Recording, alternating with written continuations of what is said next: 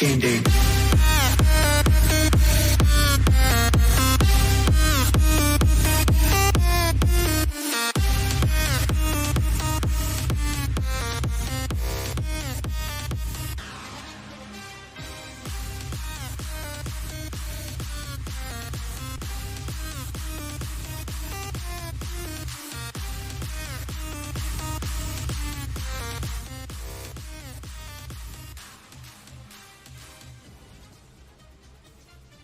Welcome everybody to the next episode of Chiefs Focus First and 10 Live, the Shut the Hell Up and Enjoy the Ride show. You are here with JP and Quentin. What's up, brother? Hey man, I'm hoping that by the end of the show, everybody who's listening, all the Chiefs fans, can feel better about Harrison Butker, because I've got some numbers in front of me. I've done a little bit of research here, and I think by the end of the show, every Chiefs fan out there will be able to take a little sigh of relief, and we'll be able to feel better about Harrison Butker, because I definitely do, and I think that this is going to be a good show. We're going to feel good about Harrison Butker, and we've got a good team coming in Seattle, but we're going to feel better. Kingdom's going to be better. Yeah, it's fine. I agree. The one thing I am just fucking so frustrated with is all of the talk and the banter and everybody turning everything into what it's not. Dustin Colquitt made a very, very valid comment. It was extremely valid. I actually tweeted it out during the game that the ball was facing right. I seen it. It was leaning forward and facing right. That could be a problem. It doesn't necessarily mean that Townsend's doing something wrong. It could be any part of the snap, if the ball is coming in wrong, if it's a little late. Also, not to mention the fact that Butker has actually shortened his steps. So he's dropped down from a 3-step to a 1 or a 2-step because of his ankle. I don't think his ankle is causing as much issues as everybody wants to make it, or as everybody, I guess, assumes. Or if they think, other people assume that Butker's just a problem and he sucks, like we've seen a million times, it's time to get a new kicker. Go out there and find me another fucking kicker that is good, that is on the market right now and as good as Harrison Butker. And Quentin's going to give you all the numbers here pretty soon, but I want you to find me somebody right now on the street that can go out and kick as good as him. Because you won't. We tried that. 2 different kickers, neither one of them were any good. One of them couldn't hit the broadside of a fucking barn. So everybody's bitching and whining about this situation. And it's no different than what they're whining about with the defense. Jesus Christ, we have rookies all over the place. You got to expect some kind of lull. It's not going to be perfect in every game. The number 1 defense in the league, we scored an ignorant amount of points on. Every top 5 defense we have scored on. Just because our defense allows a few extra points here and there doesn't mean shit. We are still winning football games. We're still 11-3. With the Broncos, the Raiders, the Chargers, I can name off 9, 10 other teams that would love to be 11-3 that are 3-11. Hell yeah. But we're bitching and complaining because we're not perfect in every single way. Well, find me one freaking team that is. Find me one. Because there's nobody out there that's perfect. Nobody. But yet, everybody in this freaking city seems to want to bitch, whine, and complain about things that they couldn't do if they wanted to in a freaking Girl Scout group. And yet, everybody's a genius when it comes to this. I would love for you to go out there and kick a 20-yard field goal. Yes, he's paid to do this. But there are other people who are paid to do certain things to help him get to that point, to where he makes a 62-yarder. And everybody wants to bitch and complain. It's so frustrating, man, to listen to all these armchair coaches talk shit on Twitter and every place else. I have no doubt and there's nothing in my mind that says, I don't know why Thornhill said, shut the hell up and we do everything for you guys and all you do is bitch and complain. I completely understand it. I completely understand why he said that. Why would you be so pissed about an 11-3 team that is freaking new? New wide receivers, a second-year starting offensive line, 5 rookies on the defense. Yes, we're having some issues on special teams. Again, a bunch of rookies on special teams. The kicking situation is something that everybody's going to have to get the fuck over, because it will fix itself. And Butker wasn't trying to cause animosity. Colquitt cause animosity or anything else. He was simply stating a fact that anybody with a freaking eyeballs can see if they understand the game and can watch film. I watched it and tweeted it. You can look on Chiefs Focus Twitter page right now. It's out there. It was facing the right. The laces were facing the right. The ball trails that direction. It's a routine, just like when you get up and you take a piss in the morning, it's a routine. And if the routine is broken, there's things that'll cause problems. And it's a repetitive motion every single time. Whether it be a snap or whether it be the hold, a fraction of a second can cause problems. An ankle injury that never healed can cause a little bit of issues. And if you're trying to adjust, and those guys need to adjust to you, they need to adjust to you. Whether it be because of your step count or the position you're putting yourself in when you kick the ball. And not to mention the fact that both of those guys had to go back and learn other kickers while Butker was out. They had to learn their tendencies and the way they like to kick the ball and their drops and their step count and everything else that goes along with it. Stop bitching. It's stupid to bitch and complain and cut these players down. They are doing everything they can to get to a Super Bowl. And all we hear is, during that game, I swear to God, the game that poor Juan Thornhill had a bad game for the first time the entire season, and everybody said, cut him, he sucks. That was all over Twitter. Then he comes back, and in the next game, he has one play got by him in the first series, and after that, he was lights out. And they started again. Oh, God, he sucks. Why is he on the field? Blah, blah, blah. And then afterwards, all those jackoffs didn't say a word. Juan Thornhill had a great game. Oh, whoa. Good. You can't, it's one way, you can't be one way or the other. Either be a fan or go watch golf. Go watch a tennis match. Go listen to bullshit about Trump for all I care. But be human about shit. I understand you're passionate, but don't sit here and cut people down because you think you know. Because unless you've been on that field, unless you've done it, and you've done it at an elite level, you don't know it. It's that simple. And here's what I'll say, is I think that, we talked about this, the phrase fan is short for fanatic. I think that, after a game, you're pretty emotional. I do have my concerns about the defense, and we'll get into that. But I agree with the overall message that, Harrison Butker, we're not going to be able to replace him, and that he is better than what a lot of people are thinking. It took me some time to really, come to this conclusion that, I'm not worried about Butker anymore. Definitely after the game, I was wondering, what's going on here? What is the problem? And I think it is a couple of things, and we'll get into that here in a little bit. But I'm no longer concerned with Butker overall. I think that he's actually been pretty good this season, and I'm happy to run through the numbers here and talk about it, because I really do think that people are going to feel better after I run through this. So, if you don't mind, I'm going to start running through these numbers, JP. Do what you got to do, bro. All right. Do everything you got. I had to get that off my chest. So let's just run through some of these numbers real quick. So, Harrison Butker in 2022, remember, he missed about a month of the season because of that ankle injury. He is 7 of 7 with field goals from 20 to 29 yards.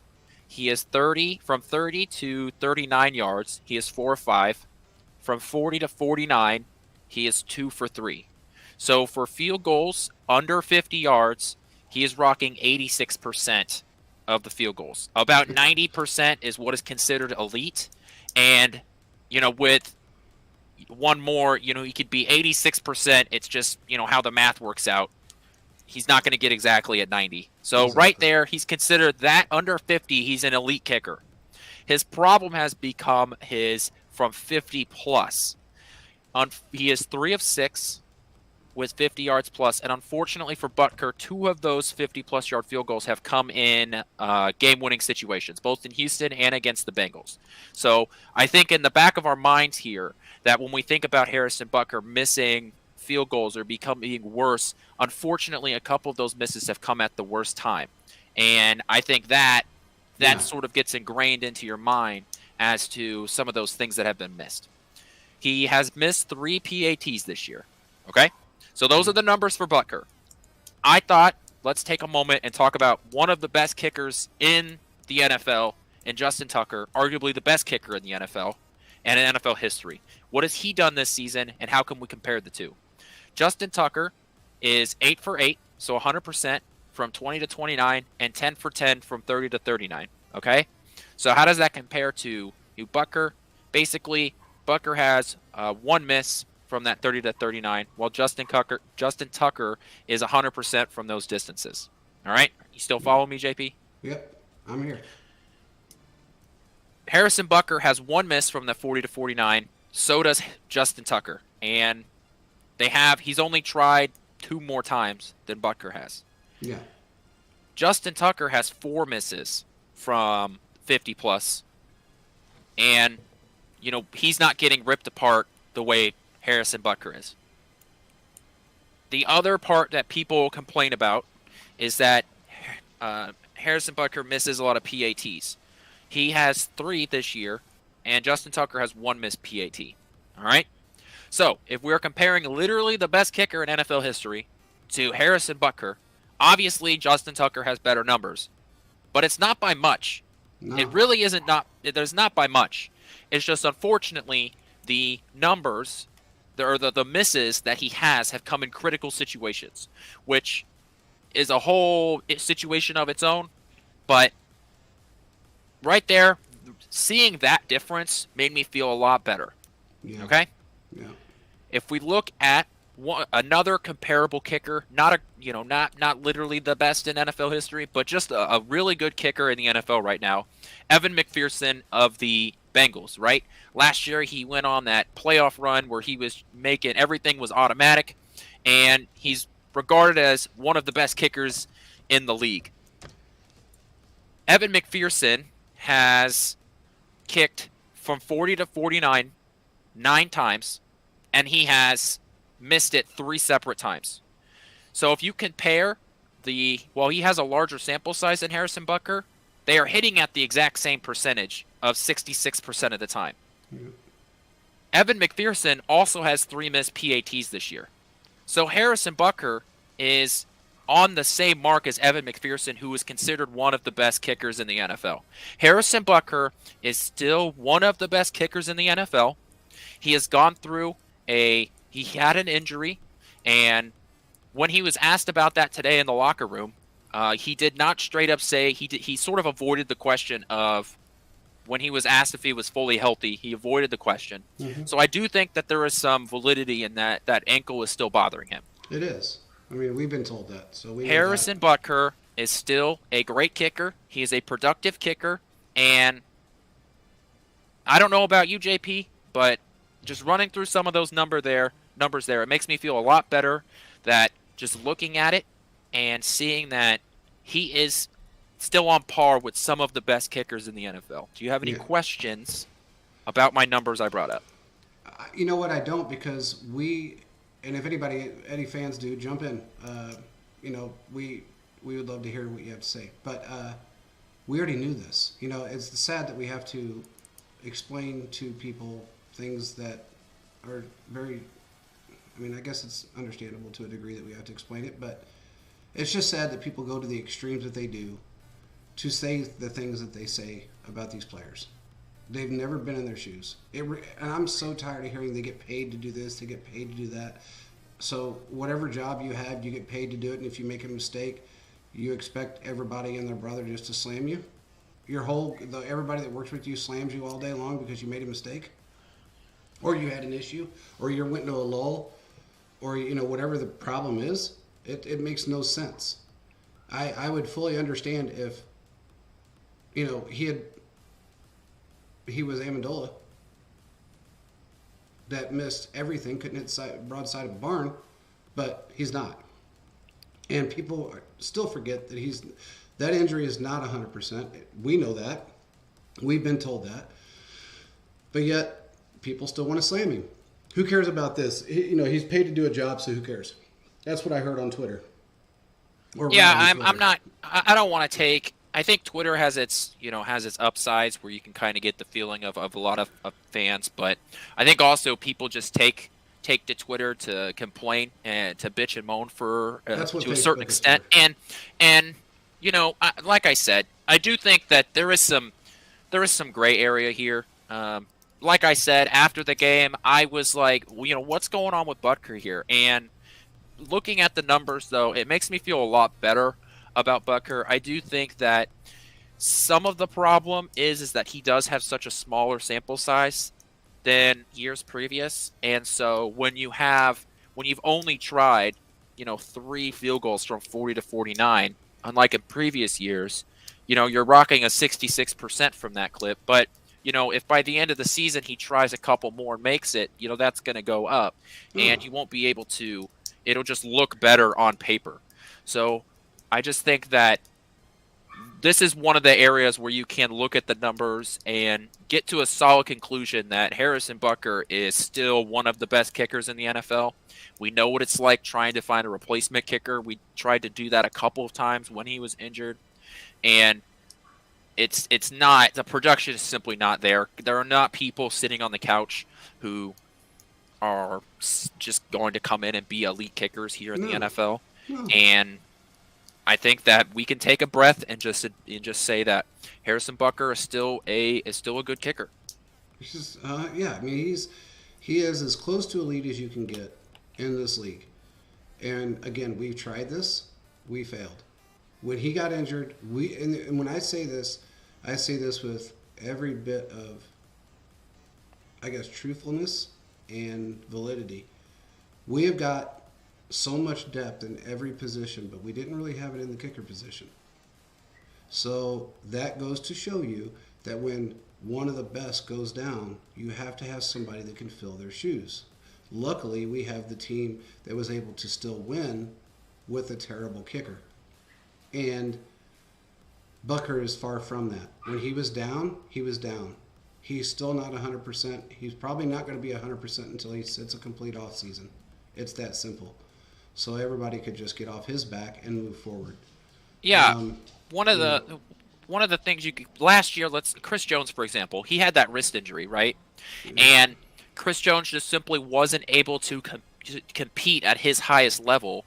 But you weren't going to find a guy in free agency, on the couch or anybody on your roster that 80% of Chris Jones is still better than 100% of a lot of players. And I think that's true with Butker. 80% or 90% wherever Butker is in terms of that injury recovery is still better than a lot of kickers, even in the NFL. So I think that context matters. The Dustin Colquitt, if you don't know what's going on with Dustin Colquitt, he sort of went on a media tour yesterday and has talked about how, Butker is not the only person in charge of kicking the ball. Yeah, he's the guy that actually makes contact, but it's a series of guys. It's the long snapper, the holder, and the kicker. And so he said that Tommy Townsend seems to, he isn't being, he's not as good of a holder as he could be. So against the Texans, we were trying to get that game-winning field goal, so we didn't have to go into overtime. The laces of the ball are supposed to face towards the posts, right? Straight on. That way you don't want to kick the laces. If you've seen Ace Ventura: Pet Detective, you know that. The laces were actually facing to the right, and what happened is when he kicked that ball, the ball ended up turning towards the right. And, because physics, you want the ball perfectly straight facing the goalpost. So, I think it's hard after that example. I don't think that all of this is on Butker and not all of it is on the injury. I think there's a lot of things that are going on here. So many mechanics involved. There really is. And it's sort of like, the kicking team The kicking team's like your Wi-Fi. If you don't have to think about it, it's working. The moment you have to think about it, that's when you have problems with it. And I think the long snapper and the holder are exactly like that. I agree. I 100% agree with you. I think that's the problem with when it comes to um, people that have never played the game or played it at an elite level. They don't understand the mechanics behind what goes into just. I mean, everybody says, "Oh, he's just a kicker." It's not just being a kicker. There's a lot of mechanics that go in behind it, and there's three people that get you to that point. It's the snapper, the holder, and yourself. And then you got to take into wind. You got to take into consideration wind. So many other factors. If it's cold, if the altitude's different, if it's warm, there's so many things that you have to take into consideration. And honestly, I mean, it's sad, but we don't want to be that toxic fan base that just slams everybody because they think they know better. If you were that good, everybody'd be doing it. If everybody was a great kicker or a great safety or an elite quarterback or whatever the case may be, everybody'd be doing it. But there's a reason why there's only a handful of people that get picked every year at the combine. I mean, it's pretty simple to figure out why there's only so many people that make it in the draft and how many of them stay on a team after the draft. So I think everybody just needs to relax. It had me very frustrated. I had to actually get away from all social media, which in my opinion is a necessary evil anyway for our business, but I had to completely get away from it for a little bit because it was really pissing me off. And in fact, on my drive, I didn't really look at it much. I got angry when I did. So I just let it go. It wasn't worth it. Let's move on because honestly that part is over with.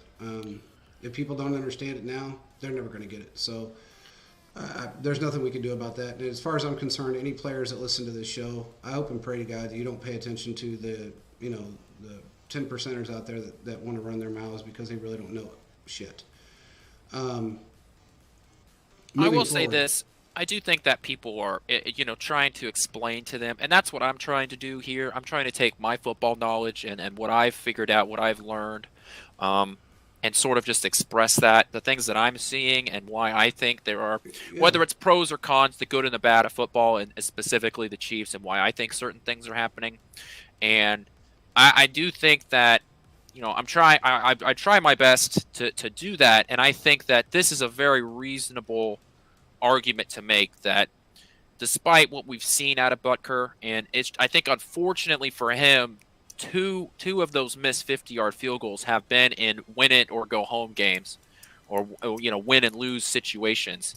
And while we didn't lose against the Texans because of overtime, it was an opportunity to end the game right there, and there was that miss. So when you have those misses, they sort of stick in your brain a little bit longer because they're more impactful moments. So, and that's understandable. But then you look at games like, last year, in fact, we could bring up 6 drop passes that and 3 of them turned into interceptions from Tyreek, and yet nobody said fire Tyreek. Nobody said it's time to get a new wide receiver. It's always they pick and choose. They base it off of what the media says and what they think is a big name. And granted, people don't take into consideration that a lot of our players are 7th round draft picks, came off of another practice squad, were being shunned, and yet they're shining right now. I mean, Jerick McKinnon is 30 years old and he's playing like he's 22. Been on 2 other teams prior to being here. We didn't hear anybody last year saying, let's dump Jerick McKinnon because he's only played a few snaps. It's just frustrating when you see it, and then as soon as they do something good, that shit gets deleted, and then it's, oh, I love him, he's great. Look, man, stick to what your story is. If you want to bitch and complain, and be that person the rest of your life. If you don't, then understand the game. And if you don't understand it, don't call the players out on a public platform. Because that's what they do in other cities that players don't want to be in. And we want to continue to bring in good players. We Yeah, want to bring and in players from college. Chiefs Kingdom is already under enough, let's say, negative Yeah, media activity on social media right now. yeah. Um, I mean, you that's know, only the third. Let's go into that really quick, and that's not going to be a long conversation. For everybody that hasn't heard, I'm sure you have. I don't know how you haven't heard about it because Yeah, everybody's talking about it. yeah. Chiefsaholic was arrested for robbing a bank. Allegedly. Allegedly, I'll say that for now. Allegedly, my Yeah. journalistic integrity inside me says Yes. I don't want to get Allegedly. sued by anybody, so Exactly. allegedly. Allegedly. There was other rumors going around about other situations with the law, allegedly.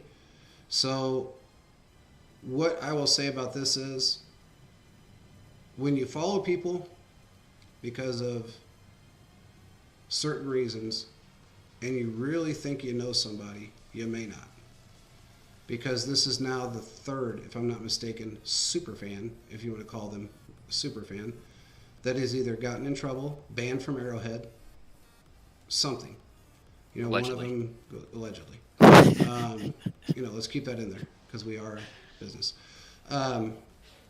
It is what it is. It happens. We can't really move on from that. We just have to, just forget about it and say, okay, whatever happens, happens. We can't control what people do. All we can say is, there's good and bad in every city, in every state, every county in this country, every place in the world. So if somebody decided to be a bank robber, if allegedly, to afford his away games and home games and all the other things that he did. I mean, somebody apparently was on a Spaces that was close to him that stated a few things about him that apparently makes this all sound valid, allegedly. So we just don't know until the courts decide what is real and what isn't. I guess it's strange to me that the actual picture that they saw him in the bank, he was wearing his wolf mask. I don't think that's a real. I think that's somebody else. I think that's a picture from another incident that happened. I don't think that was him. With him or with somebody else? With somebody else. I think that was another, but that I didn't know. I mean, I driving, think that so. I heard that was a different situation with a different individual from like 2016. But yeah, it's just as long as that lady with the Rock'em Sock'em puppets that is at each game. I mean, if something happens with her, I think the word superfan will now have a negative connotation forever. Yeah, okay? If we find out that she is at Macy's shoplifting, I am going to I'm going to lose it. I'm going to lose it. But anyway, I talked to a source in New York about the situation with Carl Scheffers, I should say, or Shitters, or Betters, or whatever else we want to call him. They are going to try and figure something out. They seen the the atrocity we will call a game and how it was called. Not only the first time, but now. Honestly, it was very petty in the second game. And that, I think, was just him being petty because he had to have armed guards to leave Arrowhead after the first time they screwed up. So, from what I understand, they are trying to fix this issue with the refs at this point. They're trying to come up with a solution. I gave my 2 cents the way I give my 2 cents. Probably didn't like it much, but whatever. Don't give a shit. My opinion is they need to get rid of all these old bastards and move in people that know how to, that want to do it and let people play the game. And if you can't do that, then start making them do press conferences like we've been saying for the last 7 years on this show. Make them do a press conference, explain why they missed that call, and then have New York explain why they didn't follow up with it after the fact. And then if they missed one, fine them, just like they fine a player or a coach for going and saying something in a presser about a ref. Yeah, that really irks me that players and coaches can get fined by the league for talking about a play because, that does happen. I mean, it's on the football field. Why are they not allowed to talk about something on the football field? That frustrates me to no end because I think that if refs were held accountable by players and coaches, from press conferences, I think that would help. go further, because you would have to be held accountable by people who are in the situation, who know more about the game, and I think that would go a long way into helping sort of continue the improvement of the game. Well, here's the There, problem with that, Quentin. Here's the only problem with that. If the coaches and the players were to go out and do what they should do, or they exactly what you said, and speak their mind about what goes on in the game, if the NFL doesn't back up the coaches and the players, it's all for nothing, and the rest could just be a complete jack off the next time they see him. Similar to what Sheffers did this time. would you like me to bring up some 10 penalty games, the only two from the exact same crew. And through week 15, the Chiefs have picked up the 6th fewest penalties per game. Correct. So they've been one of the cleanest. They've been playing some of the cleanest version of football, except for the 2 times the same reffing crew has come in. And this is the same ref crew and the same guy that nearly cried at Arrowhead against the Raiders. Yeah. On that Monday night game. I've never heard somebody so scared. I mean, the guy was stuttering. I mean, There's he no was foul stuttering. on the play. Yeah. My mommy, where's my mommy? I mean, literally, it's nearly double. The Chiefs average 5.1 flags per play. Yeah. And they've done it, and they flagged us at 10 times on Sunday and 11 times against the Raiders on that Monday night game. I mean, so it is as close to double as you can get. And this isn't a one-off. This has happened in years past too. Yes, it has. And the sad part is that, and I don't want anybody to think this is specifically on the Chiefs, because there are other teams out there that get the same amount of penalties depending on who they are. So they will rape another team just as badly. What bothers me is the inconsistency between the calls that are made against the Chiefs versus the team that they're playing. That's what bothers me the most. When you see Mahomes get head slammed into the ground, Philip Rivers, I always say Philip Rivers. Justin Herbert was a runner when he decided to take off and got hit, and they immediately called a helmet-to-helmet on it. But you can take Mahomes, pick him up, body slam him to the ground basically, or throw him to the ground and let his head slam off the freaking, what's up, Thiz? And slam his head off the ground, and that's okay. But if it would have been the other way around, I guarantee you that wouldn't have flown. We went back and looked at all 22 film of that game, and the Raiders, as a matter of fact, and honestly, it was so lopsided, it was sickening. It was sickening. And it's not just the Chiefs. There are other teams that crew specifically goes against. And this is a trend that they are seeing in the New York office. I will say that from the person that I spoke with. So when you have a guy of his stature and his time in the NFL that is being such a freaking 2-year-old, it only leads people to 2 conclusions. 1, he's a petty little bitch, or 2, he's betting on games. That's what the public perception is of this individual and his crew. I thought Boger's crew was bad last year when they actually got suspended for doing stupid shit during 2 games. The 17 Bengals game and the Raiders playoff game. And then a guy gets suspended because of allegedly betting. So now we got Sheffers involved that's doing, and this is not just this isn't the first year he's done this. This has been going on for a while. He has an issue when it comes to the Chiefs. He has an issue when it comes to 4 or 5 other elite teams, or maybe I should say prior elite teams in the league. If one of our players complains and maybe they say it the wrong way to him, then it's all hell from that point on. And it's the same with other teams in the league.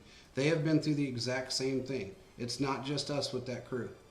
So when I look at this, I think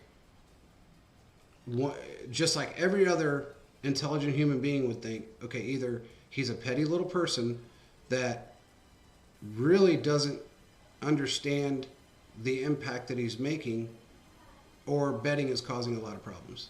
Here's the big problem. Here's the big scope. I am not the person that immediately jumps to the ref and complains about the reffing of a game, right? My whole philosophy is you should never put yourself in a position where a ref can cause you to lose a game. And you should never put the end of the game in somebody else's hands. You should try your best to maintain that throughout the whole game to avoid that. But it's games like this that put the tinfoil hat community up front and center and say, look at this game, look at this guy, look what he's doing. And it gives them some validity in their arguments because it's just blatantly so bad. And especially now that the NFL is getting in bed with gambling money and all across, I mean, how many, there's like 3 or 4 sports books that are the official sports book of the NFL. Exactly. So when you have all of that money flowing in and then media companies also getting sponsored by, gambling money, I don't have a problem with it. If you want to do that, have fun, but you got to make sure that the integrity of the game now is more important than ever because you are allowing something that if a touchdown is scored or you're preventing a team from going and scoring a touchdown, you are going to cause people to lose money, and that could have an impact on your viewership. Or if you figure out that somebody involved in the game is betting money, even if it's on themselves, you're going to cause people to be skeptical about the game, which is why they came down so hard on Calvin Ridley when it turned out he placed a bet on himself. So, if you're put up front that there's no, there's no wiggle room for any sort of betting for players on, even if they're betting on themselves, you need to make sure that your officiating is as clean as possible because you need to make sure that everybody knows that this is a true competition, this is a true game, and I don't think that the NFL is rigging games or anything like that. I'm not a part of the tinfoil hat community, no. but people will assume that. That's the problem. But yeah, there is games like these, ref crews like these, when stuff like this happens, or when trends like this occur, you give people who argue that validity in it. So that's a problem. It is a problem. And think about it like this, dude. So a good example is this. So I was ordering something, I was bidding on something on I'm not going to say what auction site, but a auction site. And the auction site allows sellers, because these are niche items, so the auction site allows sellers, just individual people, whether it be you, me, or anybody, Joe Blow down the street, to sell on their site. Now, when you are betting on a no reserve item and something, this item is at this price, and then all of a sudden there's, and mind you, while this auction's going on, when it gets down to a certain point and somebody bids up, then it jumps 9 minutes and you have to wait that 9 minutes. And then it just jumps again and it jumps again. Well, I had an argument with these people about this. And I said, there's no possibility this person isn't upbidding his own product. And they said, we do it, we monitor that very strictly. There's no way he's doing that. And I said, so you can monitor his cousin that lives in South Dakota and he lives in California. You can monitor his IP address and find out if he's not the one that's upbidding it, or is it, how do you monitor everybody? And it's no different when it comes to referees or players or anyone else. If you want to bet on a game, there's no possibility, unless somebody squeals on you, that they're ever going to know if you had somebody. I can have you place a bet for me, dude, and nobody would ever know it. Unless you squealed, unless you ratted me out, there's no way anybody would know that. So those are the type of scenarios that are running through people's heads right now. I'm not saying it's going on. I don't know if it is or isn't. We've already seen one case where it did kind of happen with a referee. We've seen it in the NBA, as Philip alluded to, that he was betting on his own games that he was refereeing. So we have to not dismiss it completely because it's a valid possibility that this could be going on. Now, with Sheffers, I don't know if that's the case or not, or if he's just petty. I have no clue. The one thing I will say is it got a lot worse when betting got involved. When they started sponsoring the NFL and it went, nationwide for the most part, most states allow it. Then it got worse, and it got worse, and it got worse. And it almost seems like when these games that you know for a fact that a certain team will blow out another team. They can blow them out by 30 points, 40 points, and it always seems to cover the spread. And when that goes on, and that's more often than not, then people start to think, okay, wait a minute. Is this really, similar to how they used to think about boxing all the time, and why boxing is no longer the premier thing in, contact, that type of sport. So it's, how do I say it? It's something that the NFL has to look at and think, we don't want this perception because it's going to make us look really bad. And if we start looking like this and we look at it as a WWE situation instead of a real sport, then it's going to cost us ratings. It's going to cost us other sponsors. It's going to cost us a lot of things. Everything from all the way down to the parking lot costs. It will cost us. So they have to realize this can't continue this way. The defense has to be able to play the game on both sides of the ball. You can't call Snead for tugging on a guy's jersey with his fingernails for a millisecond, but then somebody can wrap their arm around a guy's neck and pull them to the ground, and that's not called. The bilateral hit shit or the tackle that we've seen during that game, he was not in front of the offensive player. The defender. He was next to him. He was actually behind him a little bit. So that it wasn't a forward progress situation, but they called it anyway. That was so confusing. I didn't understand it at the time, and I've tried to find like another example of this, and because I thought the play was called dead, and once you call forward progress, that's it. Like, there's no reviewing of that. I didn't know that was even like a reviewable thing, because the Chiefs have been on the other end of that against the Titans. Yep. Where it was like it was called dead, and it's called dead because you can't say that, and I understand the justification is, well, it was called dead, so you can't penalize the guy for hypothetically he heard the whistle and just dropped the ball. Right? Like, you can't. No. So when the play is called dead, that's it. It's over. It's restart the 40-second clock, and we're moving on. Exactly. And I understand it. That's just the way the sport works. At a certain point, you do have to just end it and move on. And when forward progress is called, that's it. And I didn't know that was reviewable. I didn't know that was like I didn't know that was a situation you could find yourself in. That was so weird to me. I have never seen it. That's my problem is I've watched football I'm old, so I've been around the game a long time and up close and personal around that game. And I've never seen a call like that, ever. So I've looked back to see if I could find one and couldn't find one. So it's amazing to me that somehow this guy knows the rule book so well, unless he's got it rolling through his freaking headset. I have no clue how he found that bullshit and came out with it. I don't know. But it was a terrible call, and it should have never happened. Okay. Here's how we fix the situation. Here's my Q's solution. Okay? One, Sky Judge. The NFL needs to invest in a third judge, vision. I don't know what else. I don't know. Sky Judge. You need somebody who is up in a booth like the offensive and defensive coordinators are, watching the play, and when a flag is missed or flag is thrown and you kind of sort of see it, and the guy up top can just say, hey, that wasn't a flag. No, don't worry about it. Like that blindside block, right?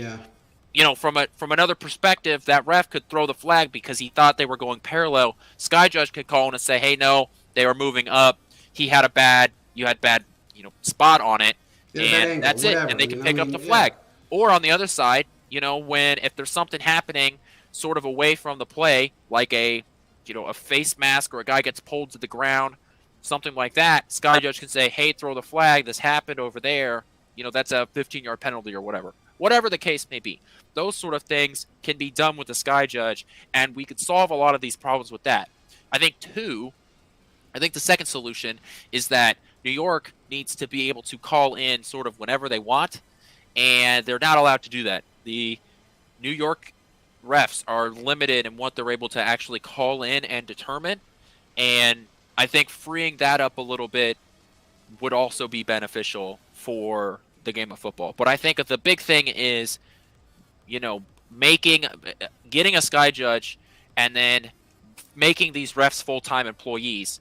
And if you don't want to, if you don't want to quit your other job to become a full-time ref, find somebody else, because we need people who understand the rule book to a T, like the NFL players do, and that I feel like can solve a lot of your problems. The NFL Well, needs to they stop fucking being. force them to do it. So why? I mean, why is it that they force the players to be, to know every single rule in that book, but yet the refs don't follow it on either side of the ball? And You know, here's or here's both the sides of the thing: ball. the game of football got better with TV contracts because players did no longer had to be car salesmen in the off season and could Yeah. focus on their craft.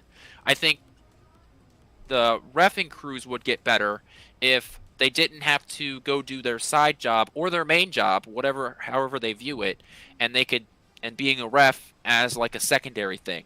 If you pay these people to be full-time refs for the entire year and they spend their off season, going to maybe to camps and to continue to learn the rule book, because the rule book changes every year too. It's Yeah. not necessarily a consistent thing. We've seen this for the past few years. They've changed how pass interference work, roughing the passer, like these new chop block rules. Things are changing every single year, and you can't tell me that between their other jobs that they're working, some of these people are like lawyers, like hyper intensive jobs.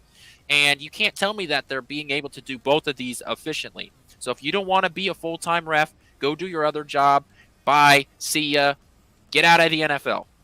Well, That's how you solve the problem. and they're not. It's not like they're paid pennies. I mean, they're not cheerleaders.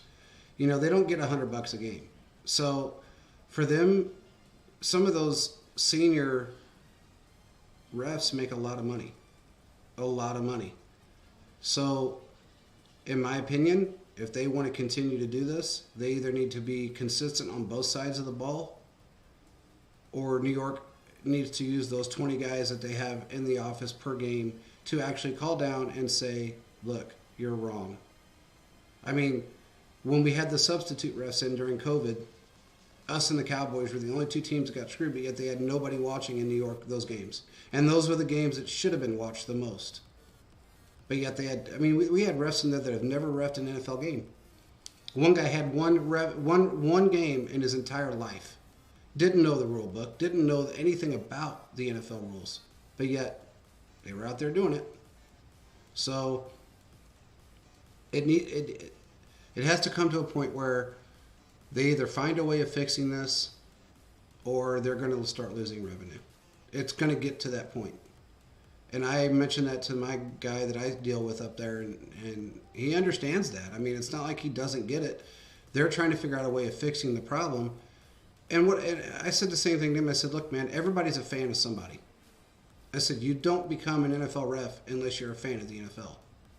So you have to remember that. And when they're reffing from if you know that ref is from Cincinnati or Kansas City or wherever they're from, even a surrounding area where, like how we have Iowa fans, Kansas fans, Oklahoma fans, they need to really put the emphasis on them and maybe not allow them to ref those certain games. Because That's how they do it in the World Cup. Exactly. In the World Cup, if you are, if it's the United States versus Germany, the refs for those games, you cannot be from the United States or Germany. You have to be Correct. from a third country. So, I mean, there are examples out there of how you can make this work. And I think the solutions are there. It's just whether or not the NFL is going to be able to use it. And it's so frustrating because the solution is pretty simple. It's basically the solution is throw money at the problem. Yeah. And it's an easy solution for these football teams that are alone worth multiple billions of dollars. Well, it's not like they don't have the money to pay for it. Yeah. So I don't know. We've talked about this in the past, and I've made a few phone calls after that 17 week 17 game with Cincinnati last year. I knew something was going on in that game. I knew it. I seen it, and then when it happened in the playoffs, the exact same way, almost to a T against the Raiders, I'm like, okay, wait a minute. And then the NFL finally steps in. But it was almost like, and if you look at it from a tinfoil hat guy, it's like, okay, does the NFL really want Joe Burrow in the Super Bowl that badly? That's how they look at it. Well, and what happened again with the Commanders and the Giants? They got that game was coming down to the wire, and the Terry McLaurin thing, and with his situation with the ref, and then the no pass interference call at the end of the game. Then the conversation became, well, do the other NFL owners not want Dan Snyder's team in the playoffs? So it's these sort of conversations that end up happening when the situation is this bad. Yeah, and it's just getting worse. I mean, Pat McAfee had a show on it, I believe it was yesterday, and he just basically, he had Rap Sheet on there as well, and it didn't say. I mean, they didn't get into it too deep because I think the NFL is kind of censoring some of this stuff to a degree, and I understand. I mean, especially for Rap Sheet. Look, Pat McAfee can say whatever the hell he wants, but some of the questions that were posed, it wasn't Rap Sheet really answering them. And I understand why. Why would he jeopardize what he does and how, for a living? And he would jeopardize that by saying anything that would go against the grain. Yeah, he does have to be diplomatic about some of his. And, I mean, reporters in general kind of have to do that if you're involved with an organization. Correct. You don't censor yourself, but you have to be... You have to be somewhat diplomatic. Yeah, you have to be diplomatic about it. You can't just ask a player, why'd you suck? Yeah, you have to come at it from a better angle than that. Exactly. I mean, we've been through this because we've, interviewed players, and we know what we're supposed to say, what we're not supposed to say, what we're supposed to ask, not supposed to ask. And they give us a list, and if you want to, and there's things that we wouldn't ask anyway. Most of the things that were on that list we wouldn't have asked. It's just stupid. And people that, that are, I guess if you want to, what do you want to call them? Dredge sites, I guess, whatever. Yeah, they'd ask those questions, but we're not one of them. That's why we're able to interview players in the middle of the season when most people are not. But we still want to make sure that the point gets across without being negative or calling someone out. I understand why Rap Sheet did what he did. He's bound by his bylaws, the same as anyone else we would be if we interviewed players or spoke about certain things in a national forum, which we will be doing soon. But we have to be careful with what we say as well. Right now, it's a little unfiltered. We can kind of say what we want. We are pro team and pro players, so it's a little easier on us than it is a lot of people. I'll put it that way. Just simply because we aren't the type to, just slam players daily. I look at the stuff with Frank Clark, and he was the highest graded edge rusher against on Sunday. I mean, he played lights out Sunday. He's played lights out really all year long. He's played extremely good football. He forced that fumble. He caused that to happen. And Willie Gay fought like I've never seen anybody fight. That's what I tweeted out. I said I've never seen a guy fight harder for a football than Willie Gay did, because he went in there. If you saw some of the close-ups, he almost gave that dude a colonoscopy with how he was reaching for that football. He was going in there, man. Yeah, he was. He was not giving up that ball. He was checking prostates, because I looked at it on all 22, and I'm like, holy crap, I wonder if that guy's got a swollen prostate, because Willie just checked it. It was just, he was in there. So I get, and you're right, Philip, he does look like his old self. He looks like the 2017 Frank Clark, the guy that really put it out there. And look, man, he's in the backfield so much. He puts so much effort into being a good player. and I hope and pray that they bring him back next year on a different contract. By the way, I had to laugh and bring this up because somebody actually said we need to completely trash our defensive line and bring all new people in. Okay, wait a minute. I couldn't even respond to that to a degree for a minute because I had to actually comprehend and make sure I read it correctly. Because our defensive line right now is probably the shining, and them and the linebackers are the shining spot of our defense. They're playing better than they played since 2016, if you really think about it. So, I don't know where that guy came from.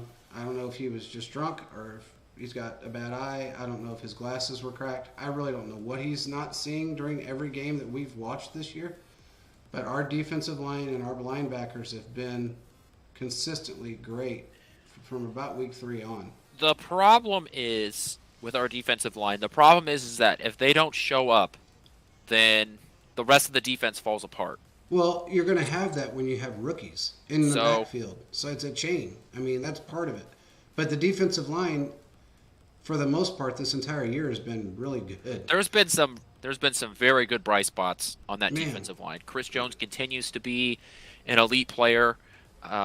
There's been moments where guys like Carlos Dunlap and some of the other Carlos Dunlap every game. it's some of the other Colin Saunders has stepped up and has been, his big thing was he wanted to be a run stuffer, and he showed up in the pass game. I believe he had a tip ball He or did. pass batted down last week. Pass But batted down. so there are bright spots along that line. It's that some games they just don't show up, and you want to see that sort of fixed. But I would say that this defensive line has played very well. Pretty much since right around the 49ers game. It Honestly, might have from about week 2, week 3 on, they started turning it on and they really didn't slow down. so I mean, they made some changes. They moved some guys around. I love when they move Chris around, from the interior to the outside because that just throws everybody off. And honestly, Carlos Dunlap, I don't care what anyone wants to say. There's not a game that goes by, not one single game, that he hasn't performed. I mean he the hasn't Chiefs produced something. the Chiefs are leading the league in pass deflections and or balls batted down by the defensive line, and he's the reason why. Exactly. I mean, everybody else gets their hand up there every once in a while, but if you look at Carlos Dunlap, he continues to get his big paw on the ball. It seems like every game, at least one game. It seems like. I mean, and when you're able to do that, I mean, you can force an incomplete pass on a third down. I mean, that's the drive right there. So exactly. Even if you're not able to get to the quarterback, being able to make somewhat of a play, making your impact on whether it's rushing the pass being thrown, maybe forcing the quarterback to escape out of the pocket, make him throw the ball off schedule. And for a lot of quarterbacks, they can't really do that, or simply just immediately getting the ball to the ground. All of these things are impact plays. You don't need to get sacks every single down to be an effective defensive lineman.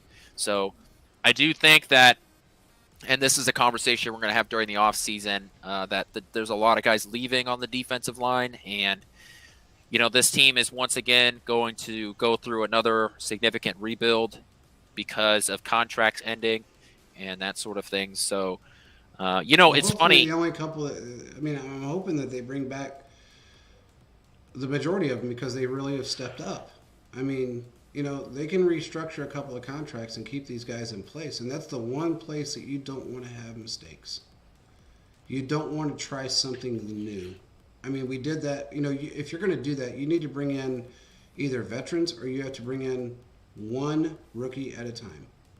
And you can't just rebuild an entire defensive line because you're going to be really feeling the pressure that follow that year when you do that. Yeah, I think that, I do think that Chris Jones will come back. It's funny, I hosted my first Spaces right after the game. And side note, the first person I talked to was a Texans fan who joined on, which was interesting to get their side of it. But yeah, I think 4 of the people sort of after that talked about the defensive line, and one of them was immediately talking about why the team should trade Chris Jones and the opportunity that the Chiefs will have by trading Chris Jones and getting draft picks. And, they brought up some good points about how Veach doesn't pay people past 30, and, he doesn't hand out a lot of big contracts. You always should trade a guy a year early than a year late. And, they're bringing up good points that, to me, generally make sense, but those rules don't apply to superstars. No, they do not. If that was the case, then Aaron Donald would have been gone a long time ago. Yeah, the two guys that he's paid past 30 have been Patrick Mahomes, who I know isn't 30 yet, but like his contract goes into that, and Travis Kelce.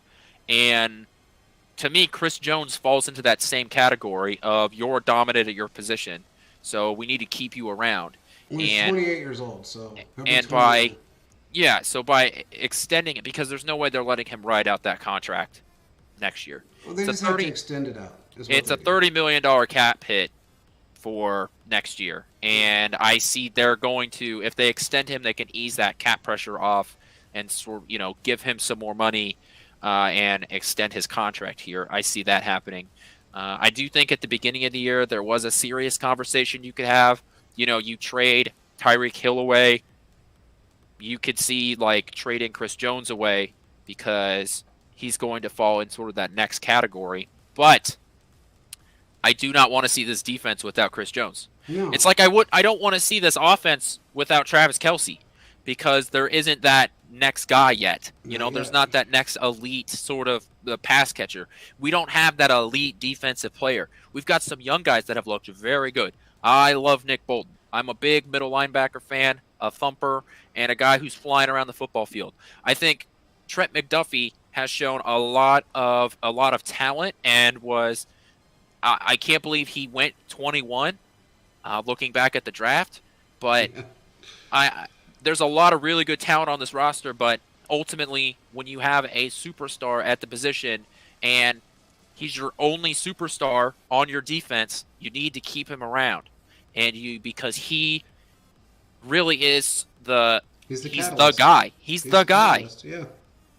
And I can't imagine this defense without Chris Jones. We saw the defense with the injured Chris Jones last year, and we saw that defensive line wasn't putting pressure on anybody. No. So, and that was with like 80% Chris Jones. Yeah. I don't want to see it with 0% Chris Jones. Exactly. I mean, honestly, I don't want to see. Look, there's certain positions that you may be able to rotate in and out sometimes, but you still have to keep your core group. And we can't get used to the turnover. I should say it that. Maybe that's a good way of putting it. Turnover works for certain positions, one here, one there, but it doesn't look. It's not great to turn over an entire group, because if that was the case, it's similar like what you hear people say, oh well, Patrick Mahomes will have new wide receivers every 2 years. That he will not, because that you're putting a lot of pressure on a quarterback. That yes, he is the greatest quarterback in the game right now, but that's still putting a ton of pressure on somebody to retrain wide receivers every 2 years. That's not a smart plan. Are we going to have a couple of wide receivers probably not here next year? More than likely. But you still have to keep your core guys. I think Juju's coming back. We don't have. There's no way that MVS is not coming back on his contract. Yeah, I guess there could be, but I don't think they're going to take the hit. You got guys that'll be here. We wonder about McCall Hardman, whether he'd be here or not. I can tell you this: we've noticed a change since he's not been there. Also, the same with Tony. When he wasn't in the game, we noticed a change. When you're a spread offense, you need the people out there that you can spread the ball to. And there's certain players on our team that have shined at certain times, but then other times they didn't look that great. I mean, I'm sorry, but Justin Watson has been one of those guys. There's times that he's phenomenal and he makes a crazy grab, and then there's times that he doesn't get under the ball. He doesn't run the correct route. That is part of being in the Andy Reid system because you have to learn it and you have to learn it fairly quickly. Problem is that we got spoiled with Tony because Tony learned it so quick. And then, of course, the tightness in his hamstring, keeping him out a few weeks, that didn't help matters much. But, it's just part of it. I do think that, first of all, if Hardman comes back on Saturday, which Andy Reid alluded to today, that there's a good chance, that was his quote, he said there's a good chance that Hardman comes back on Saturday, that this would be the first time that the Chiefs have their entire, core wide receivers since November 6th, because various guys have missed time in between that sense. So we're looking at what, about 7 weeks? 6 weeks? Yeah, in that range, yeah. So that you're talking about a significant time frame there, and to be able to get all your guys back, just before the playoffs start, I think the Chiefs are looking great on the wide receiver standpoint. I will say this though, we've talked a lot about some of the bad that we've seen out of the Chiefs, or some of the maybe controversial takes that have been happening about the Chiefs over the last couple of days. I just want to point out that this team is still 11-3. It's still in the number 2 spot in the AFC, and Patrick Mahomes has continued to go full God mode. And he has the best completion percentage in NFL history with 40 or more attempts. He continues to throw the ball for more than 300 yards a game. Jerick McKinnon it looks like he's 21 again over multiple weeks, as he continues to rush the ball well, but more impressively, he continues to be productive in the pass game and actually called his shot before the game-winning touchdown in overtime.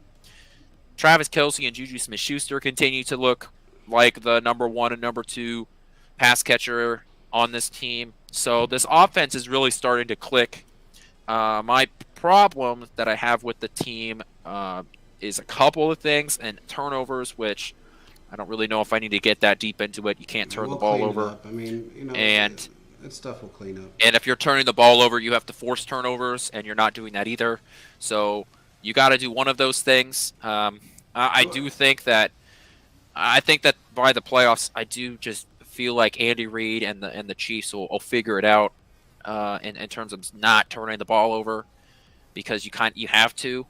Yeah. And I just feel like with Andy Reid, and this Chiefs team, I can't see them getting bounced out of the playoffs because they turn the ball over 3 times in a game. No, I can't either. And here's a real quick stat for everybody out there. Patrick Mahomes has just joined Brady and Peyton Manning, the only 2 quarterbacks in NFL history with 4 seasons of a 66-plus completion percentage, 4,500-plus passing yards, and a 35-plus touchdown season. Now, the difference is that Mahomes has played 5 years. Peyton Manning played 14, 15 years, and Brady's on his 22nd year. Yeah, let's see, what? It's like 16 years. He won the Super Bowl in 15, and he was drafted in 99. Yeah, so that's right, 16 years. So let's take into consideration that nobody in the history of the 100-year history of football has done what Mahomes has done in 5 years. Yeah, hot take alert. Patrick Mahomes is really good. Yeah, damn good. So let's take that into consideration and not be so negative about everything, because there's always a way to fix a problem. It's not, we've always figured it out in the past, and we will figure it. Look, I've heard numerous times now, oh, well, this looks like the 18 defense again. No, it does not. The 18 defense was ranked 31st. We are not. The 18 defense didn't have the linebacker core that we have right now. They didn't have really the defensive line that we have right now. So it is not. The only difference between this defense and a top 10 defense is the secondary rookies that need to gel a little bit more. My biggest problem with this defense is how bad they are in the red zone. And you know what's sad? You know what's sad about that, dude? Is the first 7 games we were like top 3 in the NFL in red zone efficiency. Yeah, which sort of gives me hope. Yeah. because it tells me that it's there, and I don't know. I don't know if it's a scheme thing. I don't know if it's just who we It's a faced because lull. I mean, it's a lull. We faced the hardest group in the first 7 weeks that we've faced in a long time. We're hitting that rookie lull. That yeah, just happens, I don't know. I don't know if it's one of those things where you're trying to hide stuff and that's for part the of it too. playoffs because you know that you're 11-3. Now you've won the division. I mean, you essentially won the division after you swept the Chargers. Let's be real here. We've I had mean, this it division. was done. We basically won the division after we beat the Chargers for the second time. Correct. But now mathematically you have it. So a part of me wonders if at least to some extent, not to justify or all of it, but to some extent where you're not putting your crazy packages out there nearly as much in the red zone We to haven't done avoid that. that. And then Quentin, you hit it. You hit it right. It's 100%. When we have been talking about this for years, Andy Reid is synonymous for playing vanilla offenses when he knows he's able to win and get to the playoffs with playing vanilla offenses, vanilla packages. He brings out his firepower when he absolutely has to bring it out. And that's something he's always done. It, Andy is not big on all the recognition and the records and this and that and the, he wants to get to the playoffs and win a Super Bowl. And if he can do that with not showing all of his cards through 16, 17 weeks of football, which he as obviously as not this year. I mean, last year he threw out plays because he had to. This year he hasn't really had to, and we've got new wide receivers. We don't have Tyreek Hill, and we're more efficient than we were before. We are a more efficient offense, no matter how you look at it. His numbers are phenomenal, and it's because of him and Andy, and the fact that we brought Nagy back. I'm sorry, but those three guys together are a ridiculous package. That trio is insane. I don't know if there's ever going to be and ever has been a trio like those three when it comes to two coaches and a quarterback. Yeah, yeah. I mean, when you have the best coach in the NFL, and I'm not afraid to say that after what happened in Oakland last week. Yeah. When you have the best coach in the NFL and the best quarterback in the NFL, a lot of your problems can be smoothed over. Correct. So, I mean, you're able to look. Just like Andy said today, there's things that we have to work out. They will work them out. and I put this when I wrote my article, the post game article. I said that there's problems, there's cracks in the foundation, but you can seal cracks in your foundation. There are solutions out there. I don't think it's not time to burn the village down. Okay, Hell no, I think man. it's time to go back to the drawing board a little bit and figure out what the hell's going on. But we saw Patrick Mahomes went from throwing 3 interceptions to having the best completion percentage in NFL history. Exactly. Right, and I know it's kind of like comparing apples to oranges between the Broncos and the Houston Texans defenses, but I think the point is there that there are solutions to some of the problems that the Chiefs have, and you have the best coach in the NFL to solve these problems, and 3 weeks to figure it out. Potentially 4 if we can get the first round bye. You're right, and here's something that I absolutely love about Mahomes is the fact that he doesn't want to take away from what makes him him, and neither does Andy. He knows he wants to be right on that edge of, I guess aggressiveness. He balances himself now to where if this would have been a Brett Favre, like everybody compares him to Brett Favre. I understand why, because he's a gunslinger. He plays backyard football. He just does it in a lot more efficiently than Brett Favre ever did because he doesn't have the interception rate. And I think the only game you could say Patrick Mahomes was Brett Favre or those games is that Miami game from a few years ago, and not yesterday, last week against the Broncos. I guess 2 weeks ago against the Broncos. Yeah, when you're seeing him throw, those are the only Brett Favre games you can tell. Yeah, if he's had 2 Brett Favre games in 5 years, but yet he's more efficient and does more with less, I'm sorry. I mean, there's no comparison to in the league. But I didn't want to make this. I want to put this very clear. I didn't want to make this a negative show. I've been pissed off since Sunday, and I had no way of letting out my aggressions because I was in a car. And that was frustrating enough. But then to come to 30-degree below shit crap weather. Welcome to the Midwest. Yeah.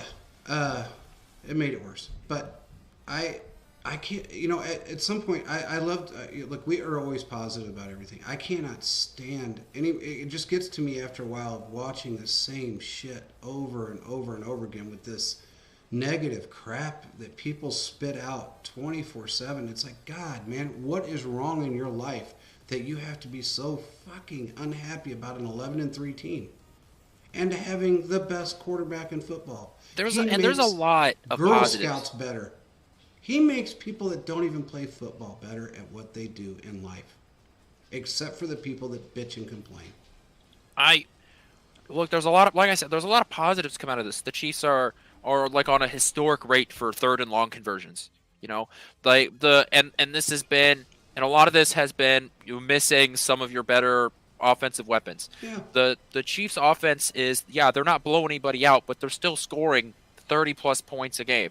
Highest scoring offense in football today, and it has been since week 1. The Chiefs defense continue to have big plays by younger guys. There's a lot of positives to come out of this team, So much. and there are some problems with this team. Like I said, I'm not going to ignore that. I'm not here to be a cheerleader, to be a rah-rah guy. No. But I do think after taking a minute to digest what happened and what has happened, and I do think that there's a lane to get the number 1 seed. The Chiefs, the worst the Chiefs could get is a 3 seed, and We know that's not going to happen, but yeah. No. But I'm just, worst case scenario is you get the 3 seed. So there's a lot of good. There's a lot of good, some And bad. here's the great part about what you just said, Quentin. The Buffalo Bills lose a game, 1 game. That's all it takes. And they face the Bengals. Yes, and they face their own division. They've got team. I think it's Bears, Bengals. Is it the Miami Patriots? Or the Jets. Or no, maybe it is the Patriots. They already faced the Dolphins twice. Yeah. Yeah, they've already faced the Jets twice because they So it's the went Patriots. 50-50. Yeah, Yeah, so it's the Patriots. And look, I'm not going to say the Patriots are playing lights out football because they're not. But it's still a divisional game that you never know what's going to happen. They have 3 games. If they lose a game and we continue on our pace of winning out, we're the number 1 seed. So it's all it takes is 1 game. 1 loss on their side and us to continue on our trend, which I think we will. I'm not holding my breath for the Patriots to beat the Bills, but like if we wake, if it happens, I'm not going to be surprised. It doesn't. No matter how bad the Patriots are at throwing laterals. Yeah. What the? I don't even understand that when it's a tie game. I sat there looking at that and I'm like, why? It was so weird that you're like, is the scoreboard wrong? Oh, I guarantee you Belichick had to go get stints put in after that shit happened. Because you got a defensive coordinator calling offensive plays, and you got these idiots out there in a tie game with no time left throwing lateral to try to win a game when it's a tie game. What is this freaking Mac Pop Jones Warner shit? Mac Jones ate dirt, man. He got punished. Yeah, he did. But anyway, look, I'm glad we had this show because I had to get that off my chest. I'm glad we got what you said cleared up because, look, no matter how you look at it, there's not a better kicker in football that you can go find today that will outplay Butker right now. Sorry, I have a dog barking in the background. I think that there are some. Go back to the Butker thing. I'm gonna write an article about this. Yeah. After I'm done with the show, if you're listening to this via podcast, my article is done. After the show is done, I'm gonna write the article about it because I think that there are some people that just, and once again, rightfully so, right? Fan is short for fanatic. That just that have seen Butker, what he has done this year, and have seen him miss 2 potentially game-winning field goals, and have seen him fail us in Kansas City, and have freaked out about it. But I do think that looking at the numbers, it is 100% an overreaction, and that we're fine. And we're this is not. We are not the Arizona Cardinals, who I think have gone through 3 different kickers this year. We are not the Bears from a few years ago, who brought in like everybody in the metropolitan area to attempt field goals to start for their team. This is not something you can't just go out and find some dude to kick field goals for you. So I like the way you said that. Some dude. You yeah, can't find, you're just not going to go out and go to your local Hy-Vee and find somebody that's just going to kick a football for you, because it's not going to happen, especially at the percentage that he's putting the ball through the goalpost. I don't know. But anyway, look, everybody, we've been talking about this for a while. Go on our website, go on Twitter, go on Facebook. We are partnered with Foco Sports. We have got 11,000 items you can choose from. Great one-of-a-kind things. There's so many things, from tennis shoes to all NFL, NBA, NHL, MLB licensed stuff. You can get it all. And we're running a special. If you use the code ChiefsFocus15, you get 15% off. That runs through the end of, I think, January 4th. So if you guys go on there, check it out, get a late gift, get an early gift, whatever you want to do for your favorite person in your life that loves sports, we have it. In fact, crazy thing, I had a meeting with those guys today, and we're coming up with some new concepts for some more items that will come out. And everybody will love them. But they have some of the most unique items you will ever find. Just go to our website, go to our Twitter page. It's right on our pinned tweet. You will find it. It says Foco Sports. Chiefs Focus 15, you will get what you want. And look, every football team, every NBA team, every Major League Baseball team, every hockey team is on there, and they have it all. We have it all. So that being said, I don't think we have much more. Do you, Quentin? No, we'll have our the game's on Saturday, so we'll do a Thursday show. And that'll be about the Seahawks. And yeah, that's it. That's it. So with that being said, make sure you give Quentin a follow. Make sure you check out his new podcast. It's doing really well. And check out Foco Sports.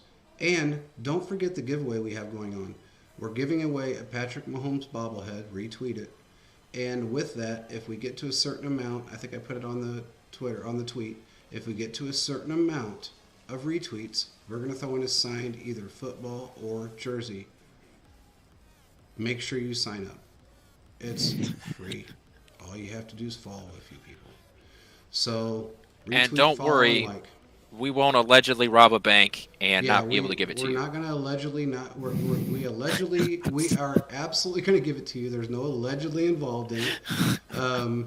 We're not allegedly like other people that don't give things away.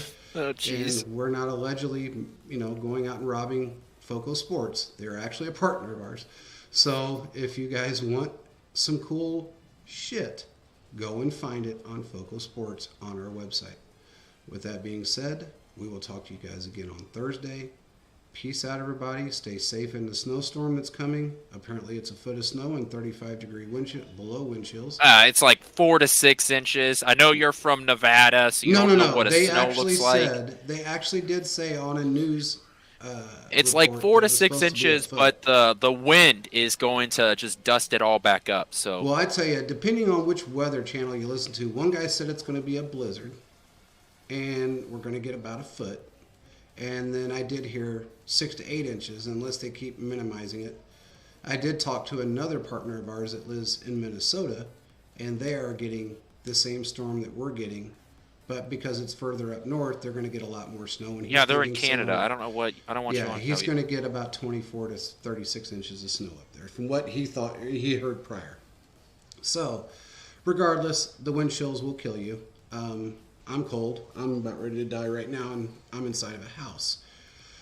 So, with that being said, be safe out there. We will talk to you again on Thursday, and we will talk to you probably again on Christmas Eve. So, after that Chiefs win. Peace out, everybody. Be happy.